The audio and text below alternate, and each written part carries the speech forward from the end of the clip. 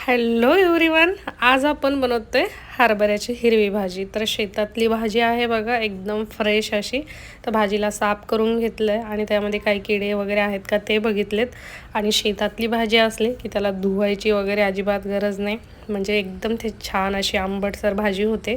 तर भाजी साफ करून घेतलेली आहे मी। आता त्यासाठी मसाला बघूया। तर मिरच्या घेतल्यात बघा, आपल्याला तिखट जसं आवडतं त्यानुसार मिरच्या घ्या। लसण घेतलाय 5-6 पाकळ्या किंवा 7-8, त्याला वाटून घ्यायचं आहे आबडधोबड। आणि आता कढई ठेवली आहे, कढईमध्ये तेल टाकून घ्यायचं आहे। या भाजीला तेल कमी टाकलं तरी खूप छान अशी भाजी होते। एक कांदा घेतलाय बारीक चिरून, कांद्याला थोडंसं हलकंसं ब्राऊन होऊ द्यायचं आहे आपल्याला। आणि जी मिरची वाटून घेतली आहे आपण ती टाकून घ्यायची आहे, मिरची आणि लसण। ही भाजी बाजरी आणि ज्वारीच्या भाकरीसोबत खूपच छान लागते आणि थंडीमध्येच येते। आपण जे टाहाळ खातो, हरभरे असतात त्याची भाजी आहे ही। त्याचे पानं असतात कवळे कवळे। शेंगदाण्याचं कूट टाकत आहे मी। शेंगदाणे भाजून थोडेसे आबडधोबड वाटून घेतलेत, नाही टाकलं तरी चालेल। आणि आता भाजी टाकून घ्यायची बघा। भाजी लगेच शिजते, एक 5 मिनिटामध्येच होते।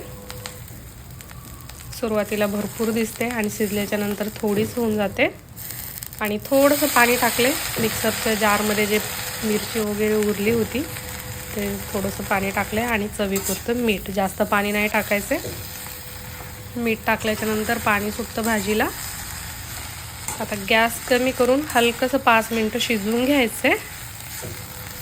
मग गरमागरम हरभऱ्याची भाजी रेडी खाण्यासाठी। त्यासोबत ज्वारीची भाकर घ्या किंवा बाजरीची भाकर। तर बघू शकताय तुम्ही, एकदम छान अशी भाजी रेडी झाली आहे। तर रेसिपी आवडली तर लाईक करा, शेअर करा, सबस्क्राईब करा। आणि तुम्ही या भाजीला काय म्हणता ते सांगा। आणि तुमच्याकडे ही भाजी खातात का नाही ते पण सांगा कमेंटमध्ये। तर माझा पूर्ण व्हिडिओ बघितल्याबद्दल थँक्यू। परत भेटू एक नवीन रेसिपीसोबत। Bye bye.